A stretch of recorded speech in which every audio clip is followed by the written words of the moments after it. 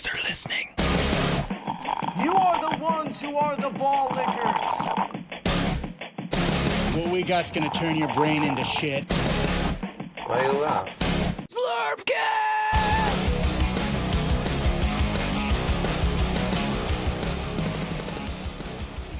Hey, it's Zlurpcast in the year 2026.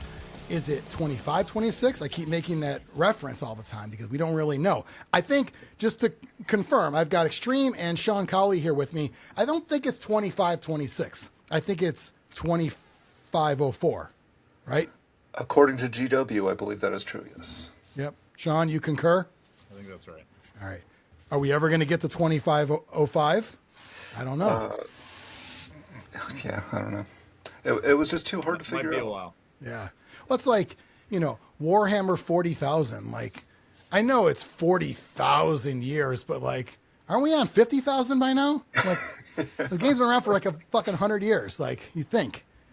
So, I'm hoping for, Well, they did. Griff got older, right? They were advancing the years, and Griff got older. That one version, he had like a little pouch, and then now he's younger again. And then he changed teams. It's like, I don't know what's going on. Who does? Who does? If you can't trust Blood Bowl fluff, what can you trust in this world? That's all I'm saying. That's true. That's true. That was like the one thing I could you know what? Amidst all the chaos of our everyday real lives, at least there's Blood Bowl fluff. And I can't even trust that. How great would it be if they treated it as responsibly as they did 40K, though? Yeah. That Like would be with pretty actual, cool. like canon, where like the authors have to, follow certain rules. Yeah. Instead, it's just like, yeah, it's a new one. Right, whatever. Now Griff is Imperial Nobility. Why? Just cuz. Just cuz. All right. Because he had a chicken on his head, and now he's got a feather in his cap or whatever. So, and I believe he Something called it about macaroni or... Yeah, Why you laugh? we're all stupid. All right, well, we got a lot to cover. We got Sean on because he is the mastermind of something huge going on this year. We got Xtreme on because I guess he's also the mastermind of something not quite as huge, but we'll say medium huge, extra medium, we'll say. Extra medium. I accept. I'm not in charge of anything huge. I don't have anything huge. I'm just here because I bought the software that lets me record this. That's why I'm here. It's kind of like the coach's kid gets to be the pitcher. He's not the best pitcher, but he's the coach's kid. You know what I mean? Like, I'm just saying. Side note, on my Little League team, the coach's kid was the catcher. And I felt horrible because he had a birthday party, sleepover, and only one kid showed up and me. And I barely knew him. Like, that's how much he increased his friend circle. And you'll appreciate this, Xtreme. We spent the day at a White Sox game. It was right when the new stadium opened. But then that night for the sleepover, we watched Major League like 3 times in a row. And we kept rewinding it back to when he says, "Nice catch, Hayes. To never fucking do it again." We kept rewinding that over and over again. Then at 2 a.m, I got up to pee and I saw his dad in his underwear on the side of the bed. I'll never forget that. That sounds like a full night. I'm walking up, and he's at the edge of the bed, remote control in front of the TV. Yeah, and I'm like, "Hi." He's like, it's weird because I didn't know I had the overactive bladder at age 12, but apparently I did. So whatever. Well, we got a lot to cover. We're going to do all your favorites. We've got the graveyard. We've got Around the Old World. We got the exclusive. We got it all. Xtreme actually has an agenda, which is pretty great. Last month, Xtreme, you didn't have an agenda. You have. In fact, I made one last time. You did. Yeah. That's out of necessity, which is the mother of invention, if need be. So now you got one because you got a lot to cover, a lot of recent tournaments. Indeed, a lot to cover. And that's why we have Sean on to cover even more.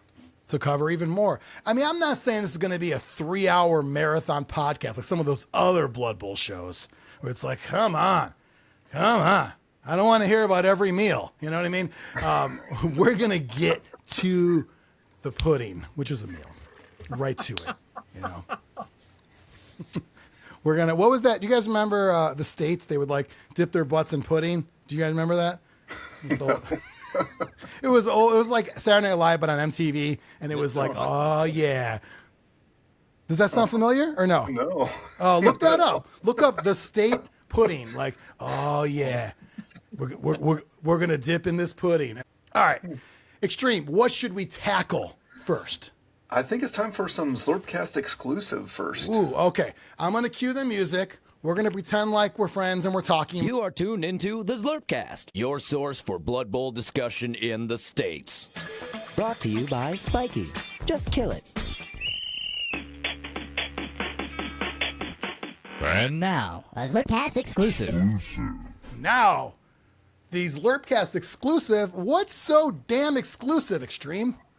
Well, we have Sean on because Sean has some news. Last time we had him on, he had just won the bid for Amorical Cup, and it's been a little while, and there's a lot of changes. There's a new edition of the game.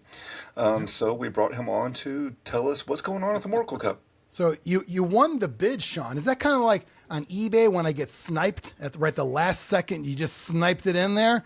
Or was this like, no, we got a plan for this? Because I think the bid, like we had an episode about that. That was the most thought out, I would say the most thorough, comprehensive bid. And then you won and you're like, oh shit, now I got to do it. That's exactly how it felt. It sort of was like, okay, well, now I have to deliver on all those things we said we were going to do. So, yeah, I played myself, it's like, as it were. Yeah, so, well, when you run for office, you're like, in my first 100 days, everyone's going to have lower taxes. And it's like, okay, where is it? Like, oh, we ain't going to do it. That's just what you say. That's just pillow talk. You know what I'm saying? That's just all what right. you say. So, right? Sean, tell me about Amorical Cup. It's a big deal. It's a huge deal. So tell me why it's so important, why everyone better attend. Yeah, so it's shaping up at this point from a registration standpoint to be the biggest tournament North America has ever had by about half again. We've got 336 seats sold out. We are totally sold out as far as teams are concerned. I think a couple of teams are still looking to fill a last couple of slots for things, but we're pretty good and ready to go as far as that is concerned. First weekend in June. We had an original rollout of our rule set that we spent a fair amount of time working on. And then, of course, Games Workshop decided to drop a new edition on us, change everything all around on everything. So we went back into the lab, so to speak, and tried as best as possible to become experts or at least marginally fluent in this new game, the third season for Blood Bowl. And just released the updated tiering system a couple weeks ago, right around Christmas time, and then about 2 weeks ago, made the announcement that we'd be including Slan as well after the NAF Rules for Tournaments document came out a couple weeks ago as well. So we've got updated rules and tierings ready for everybody to go at this point. We can talk about that if you want. We've got a bunch of swag on the go. There's an Ugni miniatures team that's being designed by that's fully designed just for us, and every person attending the tournament will get one. There's a pitch being designed by Squigmire. Everybody who's coming will get one. And there's a reroll token counter that everybody is going to get that's coming to the tournament as well, that's being made by Charlie Victor. It's really cool looking. Looks like a French fleur-de-lis symbol, and you break it apart into reroll tokens, and it's got a throw-in template on it as well. So really happy about those. Some of us played the Irish national team a couple years ago at Euro Bowl, and they had ones that were a shamrock, and it broke apart, and the leaves were different rerolls. This is the same idea. It's also designed by Charlie Victor, who did those ones as well. And so there are pictures of it actually up on the Discord page for the tournament as well that we've sort of teased thus far already. So everything's going well on that front anyways. My 3D printer is really angry at me at this point because I've been pumping a lot of models out through it, getting things done. But we're on track, knock on wood, to be done with everything in time for everybody, and I'm looking forward to it. So that sounds fantastic. I think with the new rules coming in and you kind of had to go back a little bit to the drawing board, there's still a lot of time. It's not like, it was, crunch time. However, make sure if Xtreme said he's playing Dwarves, make sure he's locked in, and he can't change that now. You know what I mean? He might not, but just make sure that's locked in, right? Well, I'm sure when we get to the tournament graveyard portion, you may hear some more about that. But Yeah, so everyone going to Amorical Cup, you've done a fantastic job making sure they're getting a value for their money. I mean, you're leaving with a team, a pitch, this awesome reroll counter, and not to mention just being able to participate in such a huge tournament. So I'm looking forward to it. It's going to be awesome, and I will be playing Dwarves. Okay. Oh, no matter what? Yes. Okay. All right. Well, good job. I appreciate your dedication, even though you're not going to do well. Thank you. You're welcome.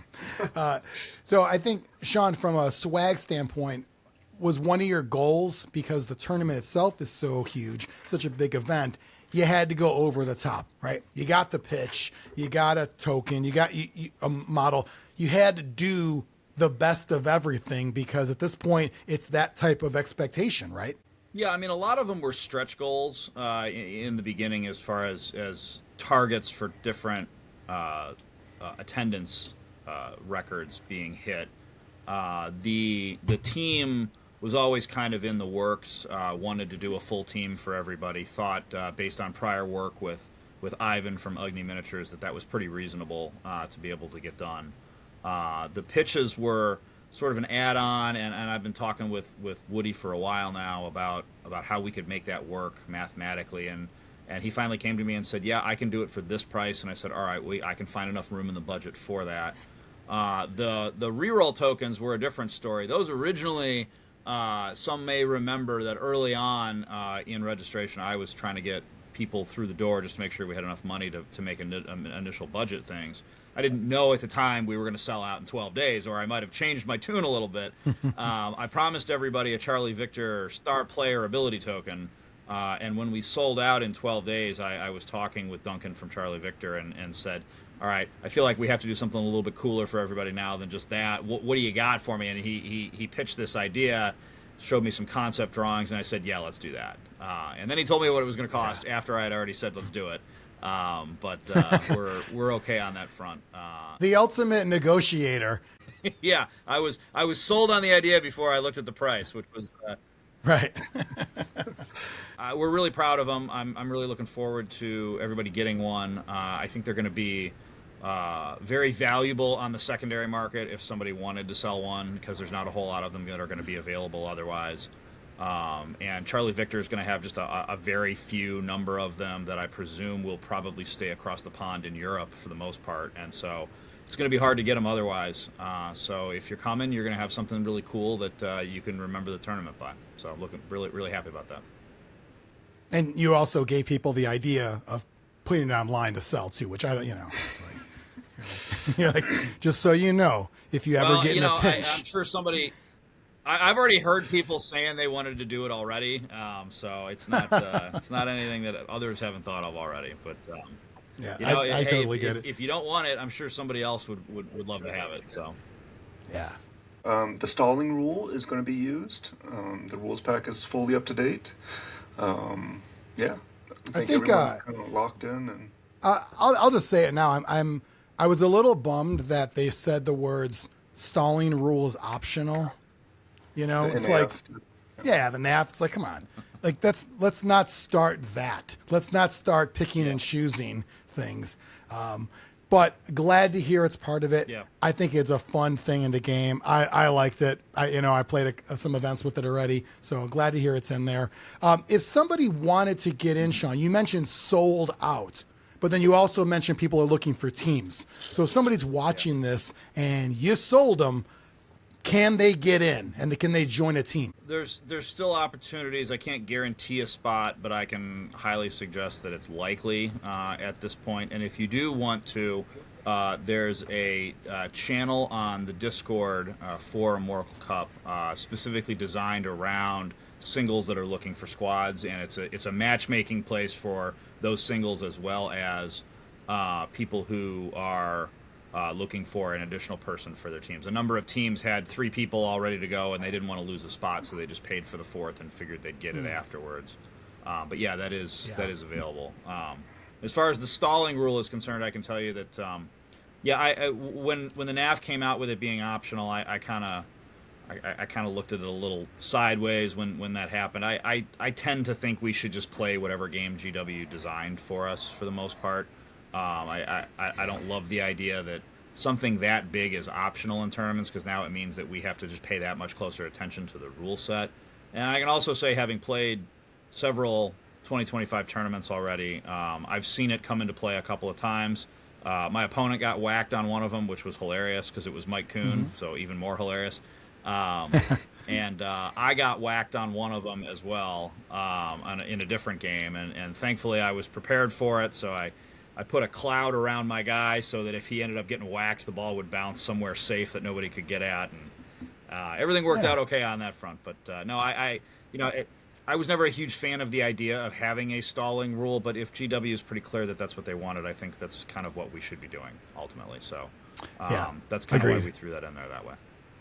Glad to hear. Not to necessarily make it all about that, but Xtreme, do you agree with both of our viewpoints there? Absolutely, yeah. I don't think we have to like the rules, but those are the rules of the game that we're playing, so we should play by those rules. Yeah, that's true.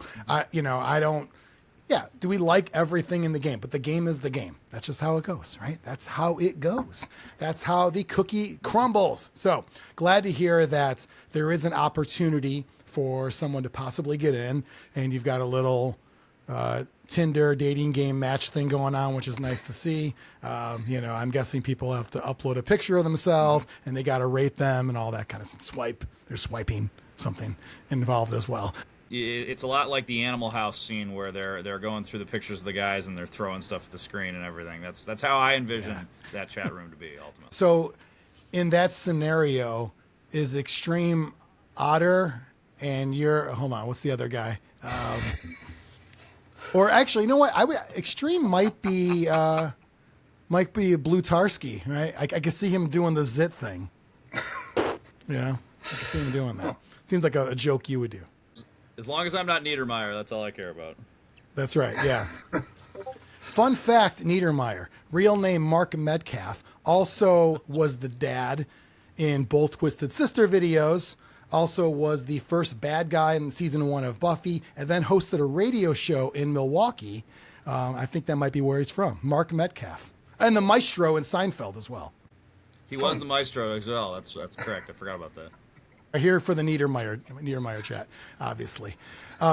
Sean, can you just quickly do a when, where, all that kind of stuff, just kind of cover the basics of Amorical Cup, and then maybe you mentioned Discord, where somebody could go. I don't know if they have to ask for an invite for that, or if there's also a website or whatever.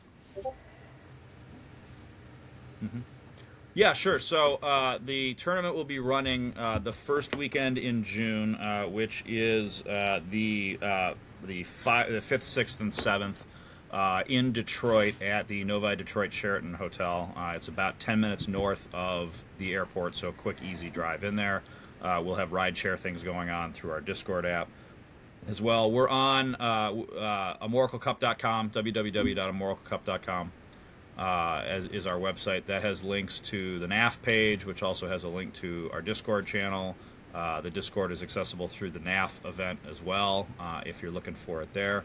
We've got a number of events going on for people who may be coming in early, if you're interested in that as well. I run a 3-round tournament typically in July, but I've moved it to Friday daytime that weekend. It's the Second Sons Duels tournament. So if you want to come out early and play in a tournament Friday during the daytime, you're welcome to. 3-round tournament. It's an 1100 TV tournament with some special Game of Thrones kind of themed stars. That evening, Friday evening, before the main event kicks off, we'll have a Motor City Sevens event. The Sevens with kind of a Motor City theme to it. You can play whatever race you're playing with. You can either add a Dwarven Classic Car Death Roller, or my personal favorite model ever, a Snotling Zamboni pump wagon. It's a bunch of Snotlings driving a Zamboni, and nice. They look hilarious. They're great.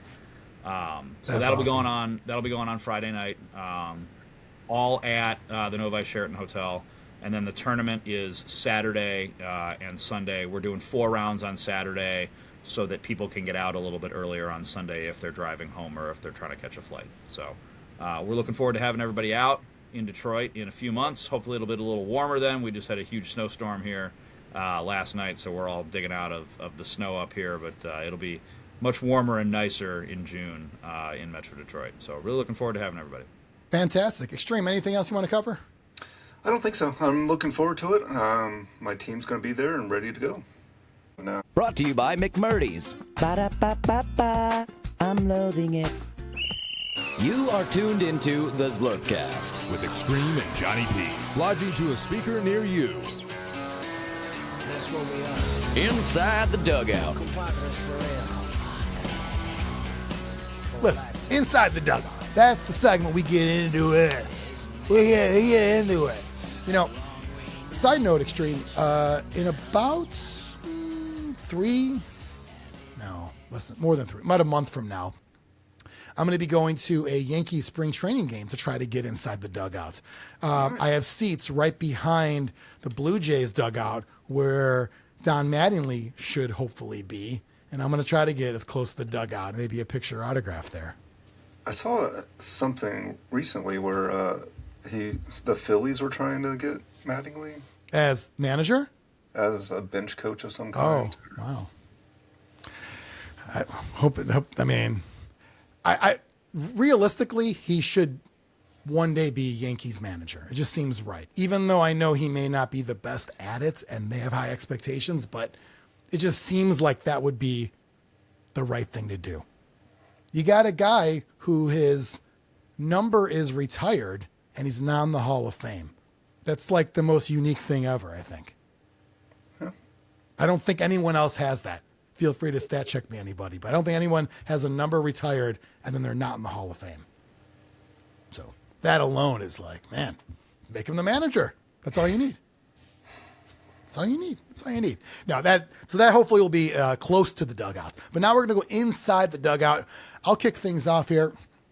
I don't have any tournaments to talk about in the upcoming graveyard. However, I do have an upcoming league at my local store in Tampa, Armada Games. Xtreme, get this. There's 18 teams in this league. That's awesome. Crazy.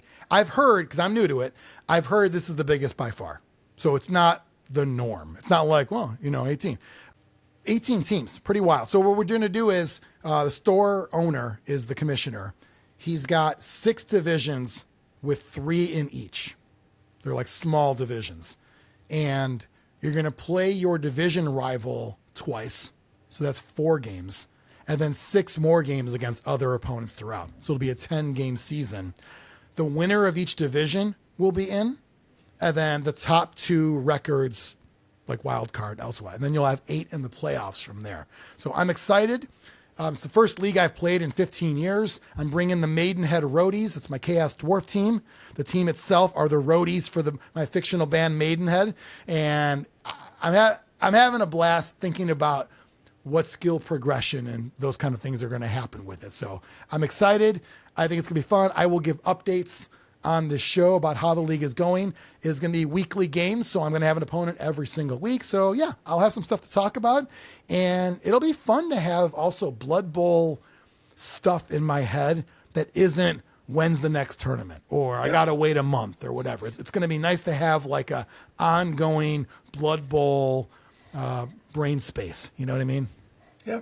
I look forward to hearing about it. I mean, it sounds like a very healthy league, and everyone's excited with the new addition and stuff. So yeah, I don't know all the teams, and I don't know all the coaches either yet, but like, I think there's a good mix. I think there might be like 3 ogre teams in there. You know, like there's a lot of like for funsies type guys in this league, which is pretty cool. It's not like a fucking bloodthirsty, the guy that won the last tournament, he's like brand new, I think, to the game or his first tournament. So, I mean, it's a pretty, like you said, healthy in multiple regards, like in sportsmen, in play styles, in skill levels. So I think it'll be fun. I think it'll be a nice change of pace. And my hope is just, my hope would be to obviously win a division and get in the playoffs, but I also want to, build up my team a little bit. My just basic plan out of the gate is try to turn the Bulls into scorers. It's going to be my just initial plan. I'm just too scared of hobgoblins dying, and then the only hobgoblin that could take general is the Stabba. Tournament, different story, but in a league, I'm just a little nervous about it. So I'm going to try to spend some rerolls. They can't use secure the ball, and just try to get them some SPPs right off the bat. But we'll see. Yeah, sounds like a good plan. Cool. All right, anything for you inside the dugout, or do you want to go to the graveyard? The only thing I'm painting my new Wood Elf team. They're not completed yet, so that's my current project. But other than that, that's kind of all I got. The Sherwood Ghosts. Are they like dead? Or what's the, like, that kind of fluff wise? Are they just ghostly in appearance? No, so they're just wood elves, but it's kind of like the Sherwood Forest thing with Robin Hood, where people didn't go into the forest because they would be attacked by weird things in the forest, and it was really just men, but they used their guerrilla tactics and hiding and stuff to scare the locals. I like it. And there's also a tie-in because they were men in tights. Sure. I mean, remember that was Frank's team. In the flood. It was in the lore though. It was. It's not anymore. Not anymore. They fucking got that was the first thing they got rid of. I wish, like, side note, like for people that don't know what time, like way early on in the Chaos Cup, if you won, you're in the book. Like literally, you were in the rules. So like, I look back now, like, man, wouldn't it be cool to have like a Liz in my pants back then? You know what I mean? Or like, didn't Katie have a team called Fuck or Cunt or something? You know, like, that'd be kind of fun. I mean, I don't approve. You know, I don't approve of a name like that. However, when you open a book and you see a bad word, that's funny. You know. Yeah. So, all right, let's go to the graveyard, and we'll bring Sean in for this one. Brought to you by Older Guardian. When you're here, you eat families. You are tuned into the Zlurpcast. The Tournament Graveyard. Go into the graveyard. And what better place in the graveyard than to find the Sherwood Ghosts, among many other things we'll find in there. So you guys were both at the New Year's Day Bash. Am I saying that right? In New York, New Year's Bash? New Year's Bash, yeah. Mm-hmm. And quite a trip. How many hours in the car did you guys have to tolerate each other? Well, probably more than Brian wanted, anyways. No, you know what? Brian shuts up eventually. You know what I mean? Like he hits a point where it's like, fucking done. He just does that. No, it was a very long trip, but it worked out well because it was kind of split up for me. So I drove 5.5 hours and then dropped my car off, and Sean picked me up from there to go the rest of the way. Ah, the old little Roadhead in Cleveland plan. Yeah, exactly. Cleveland Roadhead. About 9.5 total for me, so probably 7 together each way at least. Yeah. Wow. Okay. Well, it's something that I think my longest trip was Chicago to Harrisburg, but it was also the start of a road trip that my wife and I were taking anyway. You know what I mean? So it was kind of like from a destination, it was 13 hours in one day, and it was fucking exhausting. And I'll never forget when we got to the hotel, we were so beat. It's like fucking 10 o'clock at night. And I don't know how or why he knew we were there. Window opens in the hotel. Tom Rummery sticks his head out. Hey! I'm like, I don't want to fucking talk to anybody right now, especially you. Especially Rummery? Like, why are you looking out the window? Waiting for people to arrive? Right. But no, it was a long trip for you guys, but well worth it. It looks like there was a lot of coaches there too, right? Yeah, I didn't make a note of that, but there was a good amount. I think there were 20 squads at least. So 40 people. I mean, well, I mean, a lot for not a, major-ish kind of tournament. You know what I mean? Was it mostly locals or a lot of travelers? A lot of people from the Nebben region, the Northeast Blood Bowl network area. So, anybody up in New England, essentially. Some people from New York came in. Run Bad came over from just over the Canadian border as well. So it was pretty well attended, but we were definitely the ones that came from outside. Yeah.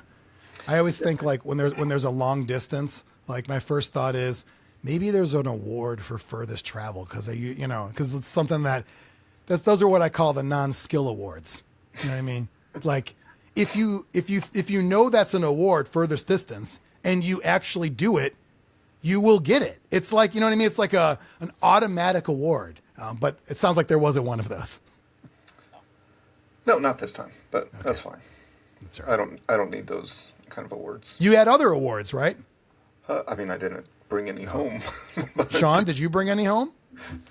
I'm actually sitting next to a very large Dungeon Bowl trophy, a tournament that probably doesn't count in the grand scheme of things, but somehow, despite my best efforts, I won the opening night Dungeon Bowl tournament. So, yeah. That's awesome. Yeah, I mean, I love Dungeon Bowl. I think it's a blast. I think it's interesting in tournament format because to me it's a very much like a club kind of game, you know? Yeah. But if somebody could figure out a way to keep it fun and somewhat relatively fair for everybody, then yeah, cool to see. So that was like a icebreaker get together kind of events. Yeah. Yeah, it was pretty cool. They had some custom rooms, so there was rooms with unique rules. Yeah, it was a lot of fun. The maps were all laid out on all the tables and just kind of hung out and did our thing. Nice. Well, congrats, Sean, on that one. Did you guys use your same teams or did you do the full mixed race teams? It was mixed race teams, so I had a fire team. It was mostly dwarves, but then I had 3 ogres that were represented by death rulers and a few Nobblars as well. So mostly dwarves, but it was the mixed race fire, College of Fire. Yeah, I ran College of Shadow. I'm trying to remember exactly. I didn't have a lot of elves. I think I had 2 Dark Elf Blitzers and 2 Witch Elves. I think I had a Skaven Thrower, 2 Gutter Runners, and then just a bunch of Goblins. And 2 of the Foxes from the Gnome team because they just added those to them as well. Oh, nice. I didn't even realize. Was that like something online? I didn't even know about that. I think they added it in when the gnomes got added. But they only put it into like their spike, for example. You can find it in the back of the spike. When people play Dungeon Bowl with but now we have the new teams, was it using the new stats? No, because Dungeon Bowl hasn't updated to 2025, so we're still using the 2020. Well, I know the actual rule book isn't, but I didn't know if like someone just said, just use the guys, same guys, Yeah. No. They just said use the old rosters and everything that was the same from before. I'm in a sevens league at the store, like just like an open league, and that's actually the same kind of thing where it's done through tour play and the old rosters are in there for sevens. So, with that said, I'm playing dwarves because old dwarves. I like the old stuff. Don't give me the new band stuff. I want the old stuff. Give me something from Kill 'Em All. I want the old stuff, guys. There you go. There you go. But no, I bet you we're going to get some kind of update. I wonder if there'll be a Dungeon Bowl spike coming up. I wouldn't be surprised if there's a full Dungeon Bowl release on the horizon at some point. Yeah, or packaged with a Death Zone. Like I think they came out with a Death Zone relatively around now last time, compared to when the game dropped. So I wouldn't be stunned if we get a new book sometime end of Q1 into Q2. But who knows? We'll see. It'll happen when it happens, I guess. Yeah. There's still because then there's rumors about another team as well. So but the good news is stuff's gonna come out. We're in this very hot era for the game where there's just shit coming out. And what's kind of cool is we're all sort of now prepared for waking up on any given morning and then you go online and you're like, I didn't know that was going to happen today. And that's pretty cool. Like you just see a fucking new team out of nowhere. Like I never thought we would ever be at that stage, but we're there now. And it's not even, it's a surprise, but it's not like, oh my God, it's like, oh, that's kind of cool. Everyone go check it out. And sure, people will, go back and forth on it, but like that's what's happening. And it's kind of fun. And it makes it fun to be a fan of the game because even if you're riding high on it or you're taking a break from it, at any point in time, something new could pop up, you know? Yeah, I think something new could possibly come up the day after we record this. So yeah. Well, okay. So should I should probably get this up quickly they'll then. know they'll know something new has dropped already. So we'll find out. Yeah. Yeah. Okay. What's the rumor? We don't know. Just news. It's on the schedule for one of the Warhammer things. Blood Bowl was listed as something new's happening. I saw something online. Someone goes, "I want a Kathy team." Is that like the comic strip Kathy? What is that? Yes, exactly. It's it's like an Oriental nobility team kind of. It's a Fumble Secret League kind of thing. We don't say Oriental anymore, Sean. That's fair. Yeah, you know. Sean's over here trying to get us canceled. Far Eastern, you know. Yeah. Side note, when I was working at Best Buy back in the day, one of my coworkers, this kid named Joe Jett, nice guy, he leaves for the day. Customer comes back in and says, "Hey, I was talking to this guy here, and he was going to give me this deal, blah, blah, blah." I go, "Who were you talking to?" He goes, "The heavy-set Oriental kid." And then, like, the next day, I'm like, "Hey," are you more mad that he called you Oriental or heavy-set? He said heavy-set. He's like, "Also, Oriental's a rug, not a person." I'm like, fair. Fair, yeah. No, that's I just think it's cool. Yeah, new stuff coming out's fun. You know, that's all. There's rumors. There's people speculating that they think it's high elves based on there was a picture that GW dropped of some woman with elf ears on, but it could be anything. Who knows? A woman in Blood Bowl? It was a picture of people at a party, and a woman had elf ears, and she was holding a Blood Bowl ball. So, are you sure you didn't dream this? It's not like a dream you had. The new thing GW likes to do. They put these little teaser videos out of the teaser of their tease, and they're like, there's clues in it, and then people, go through and dig it all out. Yeah, they want people to dissect the shit out of it. I mean, or we can just wait. Or we can just wait till they tell us tomorrow. So right. Who knows what? Maybe it was just something to throw you off. You never know. It could be. Yeah. Could be. There was also a guy with a pirate hat on in the video. I don't know what that was. Who knows? Who knows? We'll find out tomorrow. We'll find. Well, or in the past when this comes out. Right. You'll find out yesterday. You will find out yesterday. We have already known. Yes. We've already known.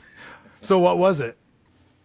I can't say here. Oh, you can't say. No. Okay, that's cool. We already did Zlurpcast Exclusive, so I don't want to skip through segments, and we're in the graveyard right now. I can't wait to be excited about it. I can't wait to be excited. Or no. I can wait to be surprised. Wait, hold on. I can't not wait to be surprised. I remember being excited. Those were the days. All right, so New York tournament. So Dungeon Bowl night 1. Yep. The big one on day 2. Is that 3 or 4 games?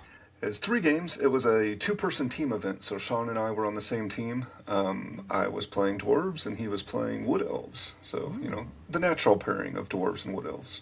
Yep. Well, I mean, you say that jokingly, but that is a pairing in your eyes. Yeah, well, that's the world I live in. Yes. Yeah. So tell me about these games that happened here. So there were 3 dwarf teams in total in the tournament, and the other 2 finished ahead of me. One of them with a perfect record and most touchdowns and most casualties at the tournament. So I probably don't know what I'm talking about. Maybe we should go talk to one of them. But I struggled with the 2025 dwarves. My first game was against another dwarf team, so it was very interesting how much that matchup has changed. Dwarves versus Dwarves used to be one of my favorite matchups. Now, it currently is not one of my favorite. I hope to grow and get better and maybe get back to it being favorite. But is that because defensive didn't do that much? No, it's because it did a lot. Because guard and defensive, you're having to remember when stuff's turned off, when it's turned on. Oh, you had a bunch of guard. That's right. I forgot your roster. Yeah. Do you want to say what you had, just briefly? So one of the things I've learned Nebben is known for is high team value tournaments. So I had a lot. I had a Death Roller, So I had an 11-man roster. I went a little skimpy, but I had 3 bribes to keep the Death Roller on the field. So wow, I felt good with that. That's a lot of money. Yeah, so a lot of money. I had, and they were generous with secondary skills, so I had plenty of guard, which is going to be rare in this edition. But for this tournament, I had all the guard I would have normally wanted. So I was very content. But then my first opponent was also playing Dwarves, and his roster was similar but also drastically different, if that makes any sense. He had a 12-man roster with the Death Roller. He only took 1 bribe, and he had an apothecary. So we start playing, and I lose 2 of my Dwarves almost immediately. He casualtied 2 guys in the first 2 turns. So that sucked, because now I'm looking at 9 Dwarves for the rest of the game. And, he has the bench and the apothecary to work with as well. So I was kind of playing off my heels the whole time and kind of felt like I was in desperation mode. I will say the new Death Roller gets a lot of work done. That break tackle is amazing. Yeah. It's super mobile, and you kind of need it to be because your blitzers are no longer really mobile. But yeah, it was a tough game. So the Death Roller, I ended up fouling one of his players. He scored. I fouled on turn 8 of the first half and got a casualty, so that was good, but got caught on the injury. So failed my argue and used one of my bribes to keep that player in because I was already down players.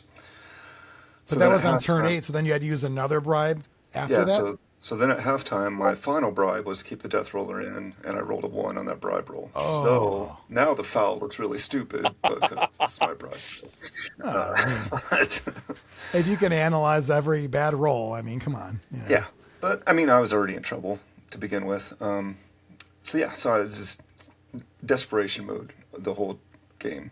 Did you still have fun in that game? Yeah, I had fun. It was frustrating. I was frustrated with myself because there was one instance where I forgot that blitzers have diving tackle now. I need to get used to that. I forgot. I was you saying that now. I didn't even think about it. So thankfully he reminded me, because I was like, all right, well I have to dodge away from this guy. He's like, remember they have diving tackle. I was like, oh, I did. I forgot. Thank you. And the defensive issues, getting used to that's going to be something. And I think. It's going to be relearning because I've spent so much time with a different version of the same team. Yeah. And it's close enough, but very different. Yeah. So lost your first game. Yep. Start out with a loss. All right. Sean, how about you? What'd you take, and how'd your first game go? Yeah, I had Wood Elves, and the way we designed sort of the split kind of down the middle, 1.25 I think just worked perfectly for both of us. So I had 1.25 Wood Elves with I think 6 skills, maybe 7 skills. So I just had a sort of a base Wood Elf team, a tree with grab, 2 ward answers, 1 tackle, 1 strip ball. I had 2 catchers, both of whom had block. I had and I believe I had a wrestle lineman as well, and that may have been it, I think. I can't remember another thing in there. I had 2 bench and 3 rostered rerolls, which is such a huge Wood Elf build that you're never going to see anything like that. I'm taking Wood Elves to Ottawa this coming weekend as sort of a comparison, and at 115 I've got 2 rostered rerolls and 1 bench instead. So I mean, having that extra bench and the extra rerolls is just huge. We caught a poor first matchup. I thought there were probably 4 teams at the tournament that probably had a chance to win it, and we caught one of them in the opening round. So while Brian was playing Run Bad, I was playing Seriously I'm a Giraffe's Nurgle team, which I didn't think was an awful matchup, and in fact the game kind of got away from me. Not to bury the lead, I lost 2-1, but it was one of those games I probably should have won it 2-1. First drive for her, it was a deep kick, and on turn 3, I crashed the cage in her backfield with my strip ball ward answer, got into the cage, got the ball out. Ball was sitting in a zone, and in order to make sure that happened, I had to tag basically most of her players so that the ball would bounce away and she'd have to roll a 6 to make sure the ball got out somewhere. So it's out in a zone, and I had a spare catcher that was ready to pick it up in a zone on a 3 and just waltz out and go score a touchdown on 2 go for it. And I failed the tripwire last go for it, reroll fail, and the Wood Elf catcher KO'd itself, and then 3 players died the next turn because they were standing next to people that the turn should have been over on afterwards. So man. it was unfortunate. Because of that, she ended up having to really work hard to score because now the ball is in her backfield, fairly late in the drive for a team that doesn't move that fast. Second half, I had to score relatively quick because I was losing players again, and so I had to score earlier than I wanted to. Down, I think 4 players at that point, maybe 5 even, and so I had to punch it in on my turn 5, so I had to give her 4 turns to score. Harassed the whole way down with extra rerolls and everything. I threw 8 total dice at her carrier, who was just a naked rotter. It didn't have any skills on it or anything. And in 8 dice, I couldn't get this thing to fall down. She beat me 2-1. That's rough. Those are those things where it's like, what else could I do? Yeah, it happens. Exactly. What are you going to do sometimes? Until you said that, because that's kind of just like a, anomaly of, dice and whatnot. But I mean, just in general on paper, losing to Nurgle, they feel so much better now. And I know they are, but they are. On paper, they shouldn't. I still have a hard time wrapping my mind around them being a good team. Then when you play them, you get beat. Do you know what I mean? It's funny because when we talk about Radikal skills in the graveyard as well, I had a very similar story when I played Wood Elves against a Nurgle team. So. Okay, fantastic foreshadowing there. We'll get to that awesome loss. So rough round 1. How did round 2 go for you guys? So round 2, we drop all the way to the bottom, the bottom table. The fun tables, right? The fun tables. It was. And we're playing 2 guys that both brought gnomes. So G-Bread was playing against Sean. Did you guys immediately high five when you saw him? Well, no, but it was great catching up with G-Bread. I haven't seen him in years, so I was able to give him an updated Zlurpcast patch for his jacket. He still had very the old nice. one on Yeah, there, Anthony Albano, an old school Zlurpcast fan. Big fan of Gerald Dubinsky as well, the old G-Dub days. I think we even called his wife now, as G-Dub. So, great. I'm glad you got to play against him. Has he always been playing, or did he, come back to the game? No, I think he's consistently been playing. Okay. He's typically at tournaments that I'm at in the Northeast anyways. It was actually the first time he and I had ever matched up with each other in a bunch of times with an opportunity to. But, I've seen him for years at stuff up there. When you guys get your pairings, was it like they announced the actual, or was it team by team and then you picked? It was team by team, and it was based on your points, who you were going to play. So you were assigned an opponent. Okay, so it was still like it was a team, but it was you still got assigned like a normal. You're pairing. the top person on your team's playing the top person on their team. Okay, cool. Yeah. All right, so tell me how this one. So gnomes. It's dwarves, even without tackle, playing Stunny. I did what I was supposed to. So again, in this game, I suffered 3 this time early casualties. So by turn 2, I was down 3 dwarves, which was a little concerning. But then things started to kind of get rolling the way they typically do against stunning teams. Was it two treemen and deep root? 2 treemen and maple. Is Maple a tree man? A tree person. Oh, yeah, wow. kind of. Come on. Has tentacles and it does the far away vine attack thing. Okay. But yeah, so he was he definitely had an agenda, and his agenda was fouling as much as possible. In Nebben, they have a award for fouls in a season, so he was just, trying to get started early.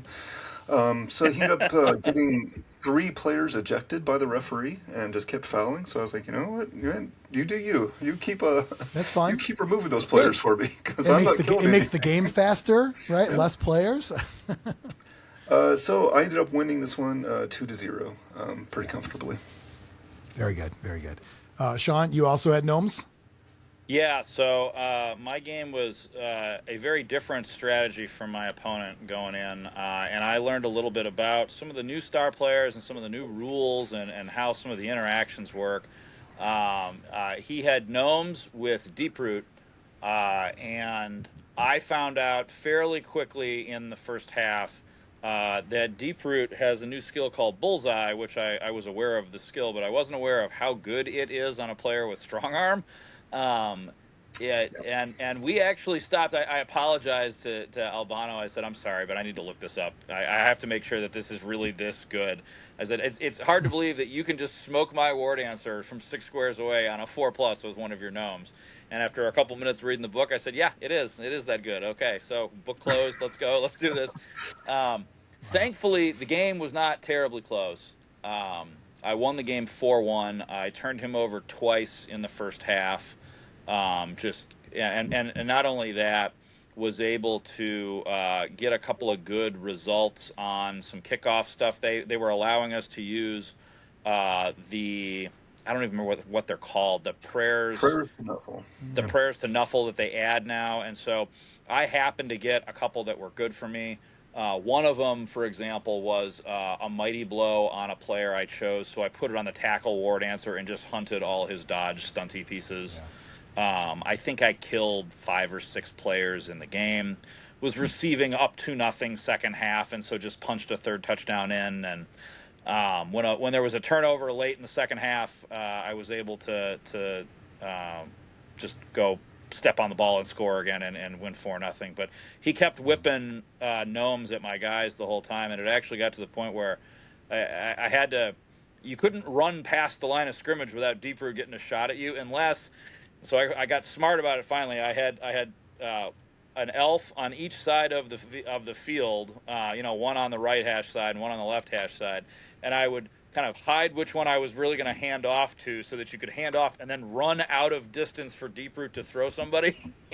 And you end up having to mark Deeproot so he can't go run to one of his players and throw him. Kind of thing. It was a very new experience. It's totally it's like a separate game within a game. It was. It totally was. Because all he cared about was whipping guys at me. So, is the idea that as the Deeproot player, you have to or coach, you have to decide: do I want to hit people and cause casualties? Do I want to throw guys, or do I want to throw somebody to score? Like, is it? Yeah. He's got all this cool shit, and the only negative, so to speak, air quotes, is which one of these cool things do I do each turn? Yeah, pretty much. So, and word to the wise, any big guy who has throw teammate, I believe, has Bullseye. So Ripper's got it. So I believe does Morg as well. So if you're going to see a lot of. You mean the big guy star players? Yeah, star players. Yep. Okay. Any big guy star player that's got throw teammate, I believe, has Bullseye as well. So you're going to see Ripper snotlings. Whipping ammunition around all over the place in this rule set. Yeah. And with Ripper's special ability too, of being able to re-roll one of his dice, he's super good. Ripper and Deeproot, I think, are going to be the real problems with it. Yep. Because Morg, you're doing other stuff with. Yeah, I think his passing stat's not as good as Deeproot's. Well, Deeproot has strong arm, and then Ripper has a good passing stat, I think is what it is. And Morg is still so expensive and lost +2 mighty blows. So I think you're going to see more. You don't see him very often in general. Yeah.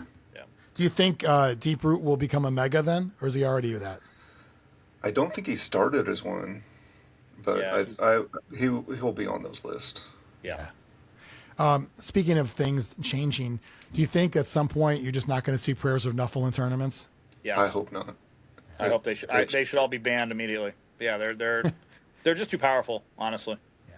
It's just I look at it like this too, and it's not like the discussion earlier about the stalling. That's a core game rule. That's not an inducement. But we do that all the time, right? We pick and choose what inducements make sense. You can run a tournament and say no inducements whatsoever, and it'd be like, okay, no big deal. So it could fall under that. It's just at this point in time, like they're too good for the price. Everybody would agree for that. I agree on that. Yeah, I think it's pretty well known that they're not going to be very, very common at all. I think it's going to be a rare tournament that allows them. Yeah. Or just tack on a 0 to the price. There you go. That would be fair. That would be fine. Yeah. Yeah. If you're going to invest $100K into one, I'm okay with you having one. Yeah. And then you're going to get the one for like, extra money or afterwards or whatever. So, all right. So you got the gnome matchup. That was your reward for getting pushed down to the for funsie tables. So now the real battle, round 3, when you're now 1-1, and are you up against now another 1-1 squad? I don't know what I assume so, but we were kind of we're back towards the middle of the standings a little bit. Imagining doing well in this and popping up there for a respectable finish. But I had a matchup that I didn't love at all. I was playing against a Tomb King team, and all of his Tomb Guardian, because it's a high team value thing and stacking, there was no limit on stacking. So all of his Tomb Guardians had block and guard. So that was a problem for me because my defensive because they got more skills. Is that what? Yeah, I mean, he had a ton of skills. So that he gave 8 skills to Tomb Guardians, and that may have been all he had. I'm not sure. Oh, that was all he had. But then he had a Prayers to Nuffle that gave him a free guard. So on Blitz 4 Rush. Tomb Guardians with 2 skills each. Yeah. Okay. Yep. Sounds Xtreme. You seem like you always say, "I didn't like that matchup." Like for almost every one. What matchups do you like besides gnomes? I don't know. I don't know. I was like, I didn't like that matchup. Like you never do. I mean, I don't know. Playing dwarves, I don't know what matchup I like anymore. But playing wood elves, I can tell you. Tomb Guardians used to not be a problem. Yeah. You know what I mean? It's just another team. And so now obviously, in a different tournament, I think I'm okay playing Tomb Kings. But when they can put stacks on every single Tomb Guardian, my guard and my defensive doesn't really do a whole lot against strength 5 players that have block. You didn't dauntless the shit out of them? Come on, Xtreme. Yeah. I mean, I had my death roller too, but no. So this was the first game where I didn't lose a bunch of dwarves early, which is kind of crazy because this is probably it's definitely the strongest team that I faced. Yeah. So I was able to last the whole first half, enter the second half with 11 dwarves, which was kind of shocking. But this was also the game where I made probably the worst coaching decision of the tournament. There was one turn I should have been able to score on my opening drive, and the decision I made wasn't like a huge mistake. Like if it worked, I don't think I would have ever noticed, but I had an opportunity to have my death roller kind of leading the charge down the field to score and kind of lock up one side. And I chose to dodge out to have him go up to block a lead person. I didn't need to do that. I could have blitzed the guy I was standing next to and just went up and kind of marked the guy in the front. Yeah, but so, of course, I failed that 2+ dodge. It's 2+. You did it the whole tournament. Yeah, but I failed this one, and it hurt. It was so important that I did throw the reroll in and failed the loner. So they have loner. I forgot about that. Yeah. Yeah, it's a better loner now. It's a loner 4+, but it's still a loner. So that sucked. I was beating myself up a little bit about that. But even then, I still entered half tied at 0, and he received in the second half, and I had my shots at the ball, and it just wasn't working. And he was able to go down, and we weren't using the stalling rule in this tournament. But had we been, he would have had to have played very differently than he did. I mean, he made some comments of how conscious he would have had to been because he just didn't have anyone guarding the ball. He was kind of down on his own. And what was it, like a blitzer down there? Yeah, a blitzer was down there with the ball, and I was close enough to put pressure on him and keep all of any support that he had away, but not close enough to. So he would have had to. He was concerned about if it was stalling was in play, he would be whatever 7 away, 6 away for him. Yeah. And then So he needed to be worried about being caught by you. Yeah, to be outside of threat of me getting to him, he had to be closer to the end zone than the stalling rule would have allowed. Right. But he worked around it and got the score in, and I lost this one 0-1. Or 0-1, if you will. Nil, yeah. As I listen to more Blood Bowl podcasts, seems like we're missing the boat in this nil stuff. Well, sorry to hear that. Maybe your partner could have redeemed you. We'll find out right now. Your partner did not totally redeem because I lost a win on a crazy final play. The win escaped me. I tied a high elf team 2-2. The entirety of the game went the way I wanted it to go. I was able to get him to score relatively quickly in the opening drive. A lot of times elf on elf, it's either you're going to stand your ground for 8 turns or you're going to force him to score quickly. I think I got him to score in, 3 turns, maybe 4. So I just had a ton of time to meander down the field, punch a touchdown in, so tied, receiving the ball second half, and was well on my way to punching a touchdown in turn 8, taking my sweet time, and I failed the wrong 1-1 dodge on a player that was going to finish off a cage that I just needed to kind of waltz into afterwards. And so I left my ball carrier, as a result, basing one of his down players, which is never really where you want to be afterwards. And I thought at that point I was going to lose the game. We were playing in the rain the entire time as well, so that added to the problem. I ended up, the ball got knocked out of my hands but bounced to a decent square for me, and he couldn't get at it that turn. I rolled a bunch of dice, including a couple of one-die, need-a-push kind of scenario kind of things. Was able to get the ball back and score, but I needed to score fast enough that I knew I was going to need to give him time. I had the defensive setup going the other direction, where with no rerolls left, turn 16, he needed, the ball was like at midfield and my tree was basing it. And I had another player also basing it. He needed to get in there. He had to take a one-die blitz on the non-tree player that was basing the ball. He got a both down knockdown. He was trying to bounce him into the ball, I presume, but he didn't even get a chance to do that. So he then, with no sure hands player, he had to 4+ pick up in a zone in the rain, 2+ dodge out with no dodge reroll, double go for it to throw the ball far enough where he could get what he wanted from there.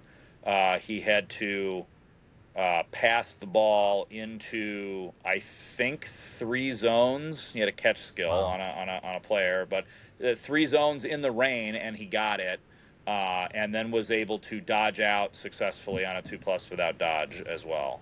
Because he didn't have any rerolls. With no rerolls. Wow, with no dude. rerolls. So it was one of those kind of ones where it probably should have gone the other direction for me, but that's Blood Bowl. Sometimes that's how it goes. He played a great game. None of it's his fault. And those are the kind of games where, like, everybody's lucky this is the last round. It's kind of like, firing somebody on a Friday so they don't come back and shoot everybody. You know what I mean?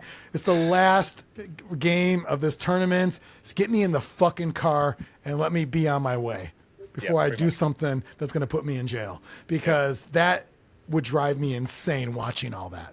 And that touchdown that he scored tied me, and on tiebreakers, he won the touchdown award because of it. Oh, insult to injury. Yeah. Man. That's rough. I mean, that's Blood Bowl, but it's like, man, it is. Yeah. And also, I guess, when someone goes, "Oh, elf bullshit," and you're also playing elves, you're not allowed to complain. Yeah. You know what I mean?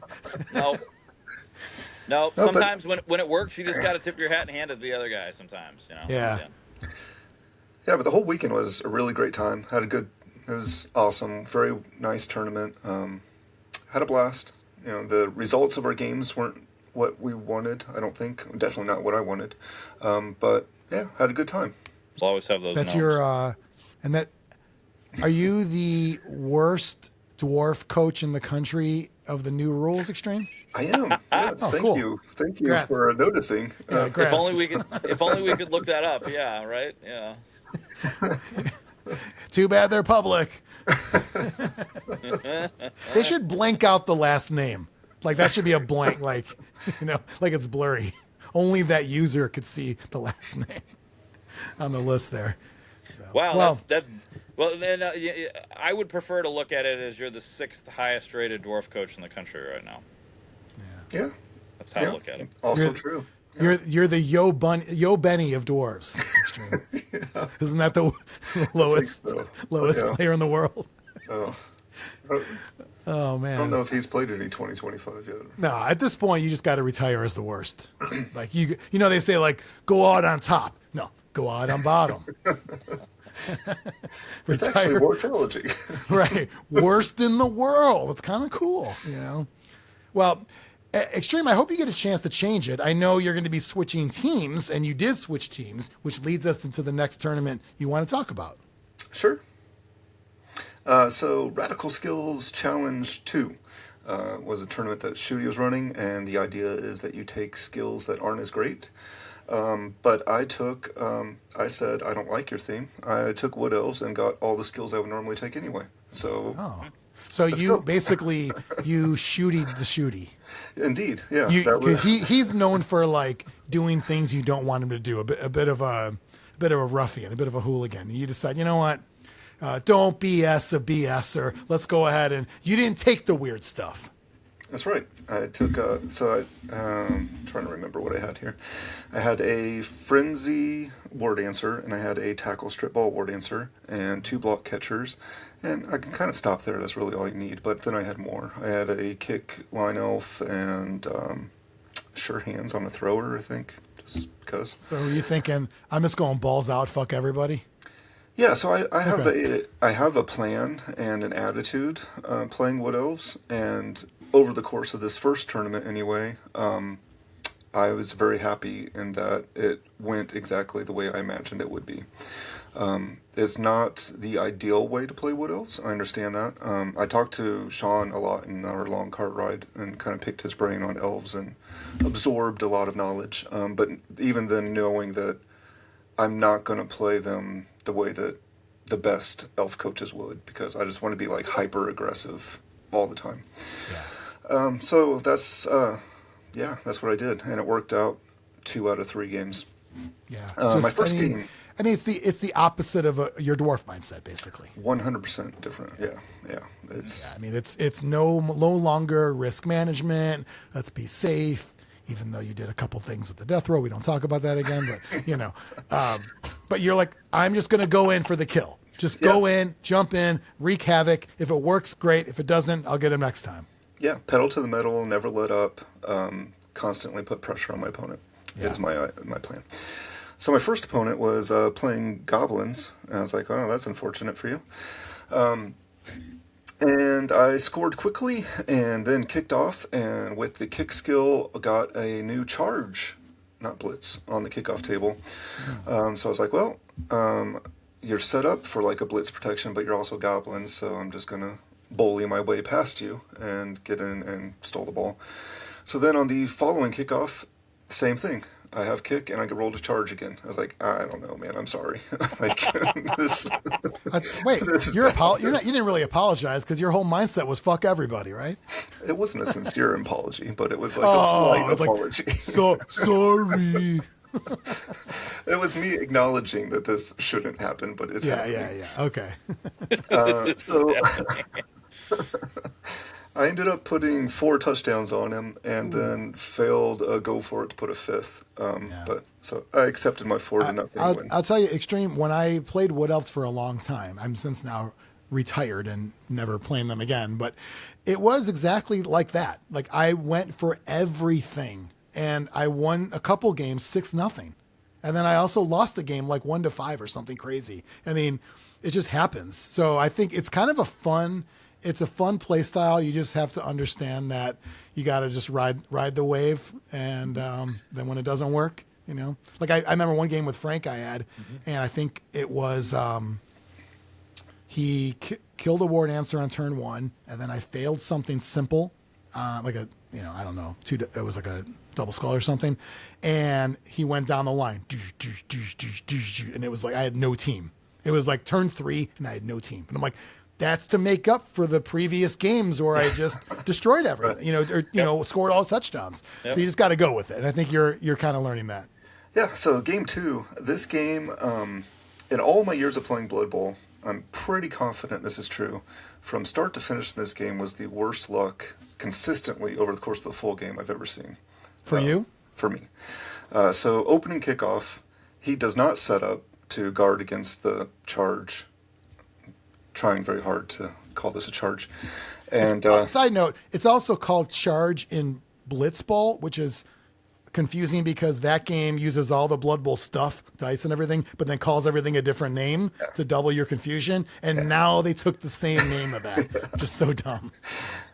So opening kickoff, I did my short kick because I was hoping for the charge and rolled the freaking charge again. Like, I don't know what I'm doing, but it's awesome. I'm super hyped. And this is... that's kind of where the peak of this game ends. I rolled the charge. He did not protect against it, so I was able to get my ward answer back under the ball and a full cage around him. Caught the ball on the kickoff. I'm doing good. He played his defensive turn, his defensive now. It's supposed to be an offensive turn. Perfectly. He got his tentacles, rot spawn over there harassing me. He had monstrous mouth on 2 or 3 players, so he went over and chomped a player. He was doing everything right, like locking down my players. But I was like, all right, so it's my turn 1. I have a chance to score on a defensive drive. Like, it's time to go. I'm going to put some stuff into this and make it happen. Mm-hmm. And the game turned and never turned back. In this first turn, I had 3 different players that had to use their dodge reroll because I failed a 2+ dodge. I burned through all 3 of my team rerolls, and my mascot worked, and I used it. And and none of these were hard rolls. The hardest roll that I had was a 3+. I had to use a reroll on a 2-die block from a ward answer because he rolled double skulls. All I needed was a push. So after all of that, I've invested everything I have into this turn. It's all gone, and I just need a 3+ leap out to walk in a score. Yep. And failed the 3+ leap. Yeah. I was like, cool. All right. Well, now I have nothing. I have no resources left. My guys are tagged. This is bad. And he... Did you have to leap, or could you have made a couple of dodges? Because nothing else worked, it put me in a position where I had to leap. Yeah. So I needed that 3+ leap out and rolled a 2, of course. So close. But yeah, so after that mess, he had the ball with his whole team surrounding it, basically, and my guys locked up and get him beat on, and he marched down to score. But even then, I was able to pressure him to score and give me 2 turns to answer back. So I was like, okay, I'm still feeling good. I got the ball to my catcher and needed a 3+ dodge, 2+ dodge to score, and failed the 3+ with the dodge reroll. I was like, okay, that's what we're doing. So that's 2 scores that should have happened probably, but didn't. But I'm receiving in the second half, down 1. Like, I just have to score fast. I got this. And the first turn, the second half receiving, I burned through all but 1 of my rerolls. The mascot failed this time. Like, just investing everything blowing that reroll wad all over the place, dude. You're right, and I'm never going to have that many rerolls again. It was just this. It just worked out with this build. You probably wished they didn't have to use as many rerolls as you want in one turn roll. right? Yeah, it probably would have worked out. Because you need, like, it's like a bartender cutting you off. Like, you need to be cut off from rerolls. Hey, I'm just warning you, it's not going to be good after this roll. So just go ahead and fail this one. Right. Okay. Man. So that scoring drive didn't work, and then he got the ball and started marching down. What was he using as ball carrier? It didn't matter. I seriously couldn't do anything. Like, everything I was trying, I was just failing all these easy rolls. But he was carrying it with linemen mostly. Yeah. All right. Well, so it was a rough game. I think there was a 3rd scoring drive that failed too, but I don't even remember that. At this point, I was was pretty sour at this point. So I was just trying to get this game over with. Obviously, that team was overpowered, so that's why you lost. Isn't that Man. I don't like that matchup. So so the normal Nurgle stuff was affecting, like, the disturbing presence was an issue that I had to be conscious of and work around. But he had Monstrous Mouth because it was kind of like the goofy Radikal skill type thing. Isn't Pick Me Up like the most annoying though? He didn't use it a single time in this game. Like, he just didn't need to. It was crazy. Okay. I found that, to me, that was driving me insane when I played against Nurgle. And I'm like, this fucking sucks. No, it's very good for them because a player that has Pick Me Up is going to be in the middle of the scrum. So right. But yeah, it was a rough game. I was playing Jim Morgan, so old timer. I don't know if he's listening, but congrats to Jim. He kicked my ass. Well, Nuffle helped, but yeah. So that was game 2. All right. So game 3, I'm playing Matt Jane, who came into the tournament with a goal. And his goal, so there was an award for using Radikal skills. That he had this D tier list of skills, the skills that no one's supposed to take. And if you use those the most, there's a separate award for that. So Matt Jane found a exploit of the rules and was able to lock that award up by halftime of round 1. He was so high on the score that no one else was going to catch him. What was the exploit? He took leap and very long legs on a gutter runner, and both of those skills were considered D tier skills. So his gutter runner never walked; it just leapt everywhere it needed to move. So he would do 4 leaps a turn with each gutter runner. So that's 8 skills, and then do it on the other gutter runner. So that's 8 more. So that's 16 a turn. So I think last year's total for the winner was like 60 for the tournament or something, and he had 180, I think, in his first game. So it's just man. But it's like we're trying to get rid of Slan, and this motherfucker's hopping around, right? Yeah. To his credit, like he didn't. Like, he could have stopped after round 1. Like, I got that award. Now I'm going to actually... He did it. Like, he stuck with it, and that was what he was going to do the whole tournament. So that's what he did. All right. Very committed. Very committed to the hop. So this game went much like the first game. It was just constant pressure. I didn't get any charges in this game, which was bizarre. He's doing his own thing anyway, so it's like he's fucking hopping around. He was trying, especially after I scored one, and he saw that I scored one on defense on him. He's like, all right, I can't. He didn't want to be embarrassed, so like, now I'm going to play. Right. But in the end, it didn't matter. I won 3-0 and failed another score that could have very easily been a 4-0. Failed a tripped over the goal line. So, did you win most touchdowns? I did not. There wasn't an award, but I would have been second if there was one. Oh, so. Okay. Because of that second game? Probably, yeah, because I got shut out. Yeah. All right. But, yeah. Second game I got shut out, and that's the only game I gave up touchdowns in, too. Yeah. So did you end up finishing... How many coaches were there? That's a great question. I think there were 14-ish. Okay. You were near the top then, 2-1? No, I was in the middle. Okay. There was a good amount of 2-1 coaches, and I wasn't paying. The bonus points were using Radikal skills, and I wasn't using any. I actually made it a point to try and not use any, and accidentally used one Radikal skill in my last game. What was it? He had sure hands as a Radikal skill, which isn't that radical, but he needed something for each category. So I failed to pick up, and I was tempted to not use sure hands, just so that way I could go through the whole tournament not using a Radikal skill. You're very unradical. Yes. I like that. Yeah, man. So who won the whole tournament?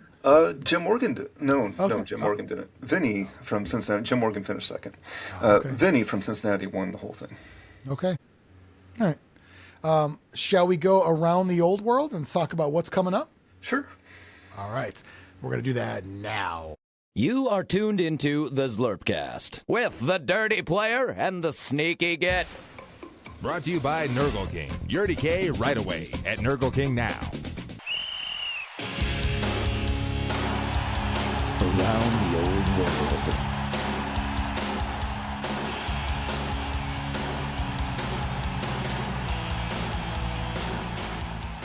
Around the old world. Now we got 3 of us that are traveling around the old world.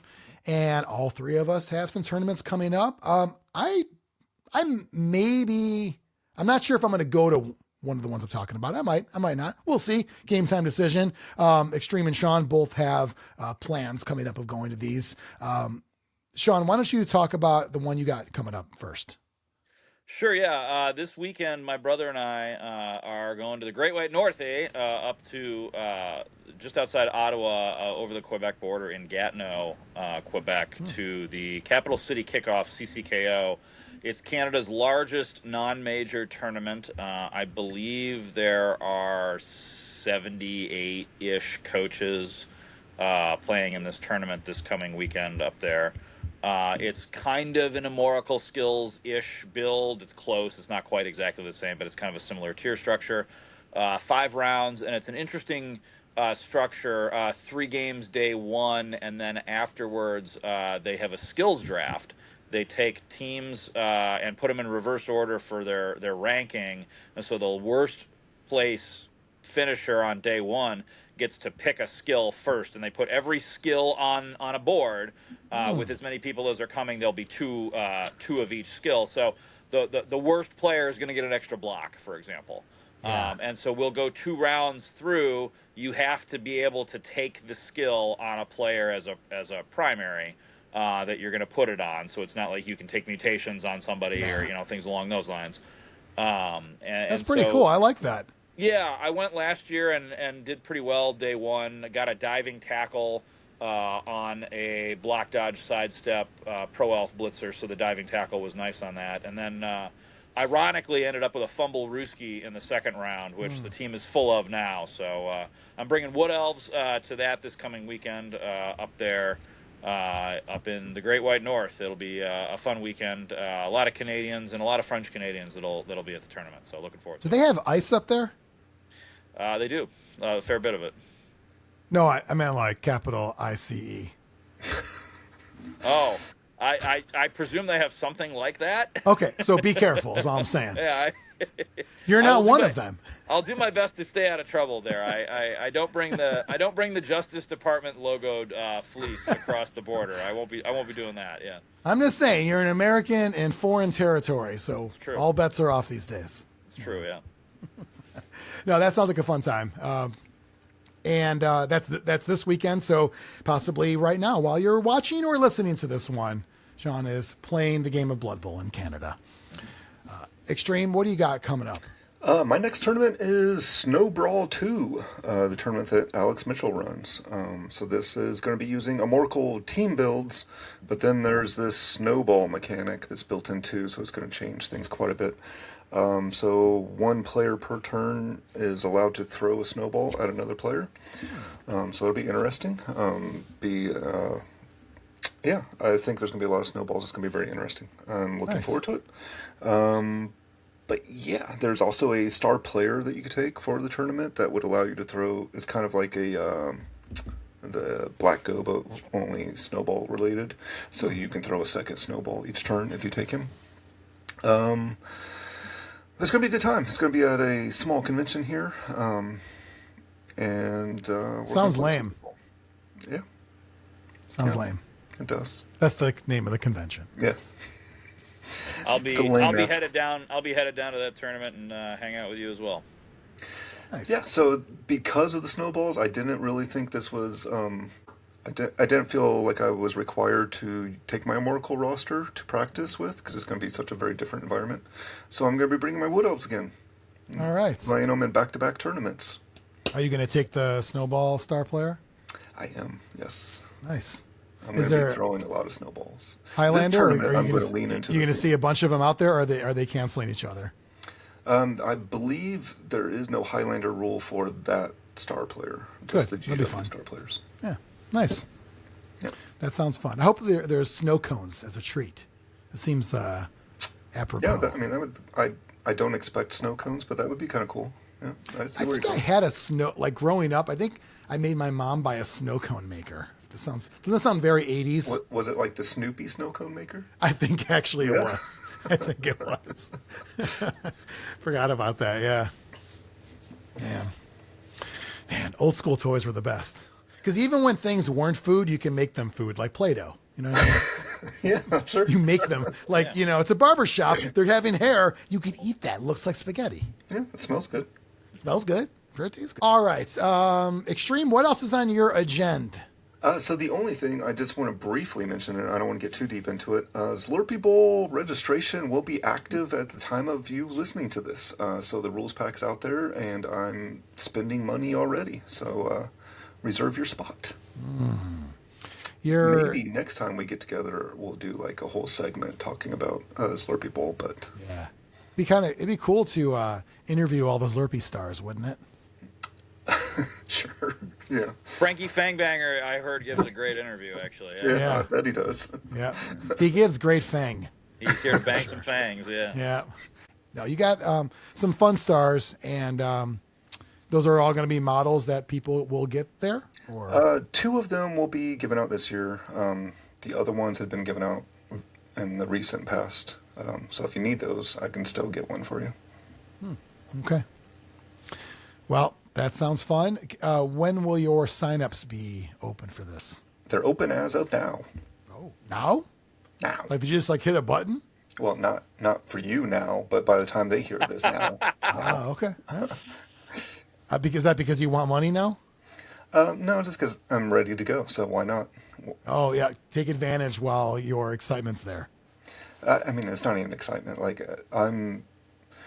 So I was late in getting it up by my own standards, but actually getting the stuff purchased and stuff, I'm ahead of the game. So I'm just ready to go. Okay, sounds great. Cool. Well, that is Zlurpee Bowl 15? 15. Wow, man. Pretty wild. Yeah. It's been quite a ride. Only a few more for me. Why? Once I finish off the next row of the tournament or the trophy, I'm handing. Oh, is that because you only have a certain amount of spots for dice in the trophy? No, there's a whole other row, but Alex and I agreed that after I fill up this one, I'll hand it off to him. He'll run Zlurpee Bowl, and I'll take over White Skull. Oh, nice. Yeah. You guys have a whole plan, whole family plan. Yeah. A whole succession plan. I like that. Yeah. Like, he needs to win one. Families with money talk about like their estate planning and like you talk about who handles the trophy. I love that. Look, make sure you put the green dice on the other side, okay? I will, Dad. It's like the big news. I love it. No, that's great. It's a tradition. It's the Midwest kind of like legacy long-time tournament. So, yeah, pretty cool. Possibly one of the longest running, right, from start date till, like, you know what I mean? Like, from starting way back when till now, it could be one of the oldest. Yeah, I know Underworld is older, but One of, sure, yeah. Yeah. Trying to give you some. Not consecutively is Rocky Mountain Rampage. Oh, yeah. Because they didn't skip COVID. Yeah. And also, Brian 2's not a quitter. That too, yeah. Most of us are. He's not. Awesome. All right. Well, thank you guys for the fun chat. Always good to hear about Xtreme's really fun matchups. Because he always says, it's not a good matchup. Not a good matchup, yeah. That sounds like a shirt. Not a good matchup for me. Like, when is it? Awesome. All right. Make sure to follow Zlurpcast everywhere. If you like this episode and you're watching it, make sure to subscribe on YouTube and watch all the other ones. If you're listening via podcast, subscribe as well and listen to all the other ones and tell your friends, tell your Blood Bowl friends, which are the people that you just play Blood Bowl with, but you're afraid to talk about to other people. You know, those people, like secret boyfriend, that kind of thing, Blood Bowl friends. Tell them though, and make sure to enjoy the Zlurpcast and have fun at Blood Bowl. Anything you guys want to say to close it off? I've said so much. Yeah. Sean? No, thanks for having me. Appreciate it. All right. And I love that there's no more lag, but now it's time to go. As soon as you caught up, we're live. Now, that's it. So, all right. Bye, everyone. The man, the myth, the other guy? You know him as Xtreme, and he's the creator of the entire Zlurpee franchise. From its humble beginnings of just 8 people to this huge Blood Bowl empire it has now become, the Zlurpee Bowl is the tournament to be at this summer. Now in its 15th year, this event keeps getting better and better. They're sending people that have lots of problems. Spend a hot summer weekend with sweaty fat dudes. It'll be worth it. What up, Sean?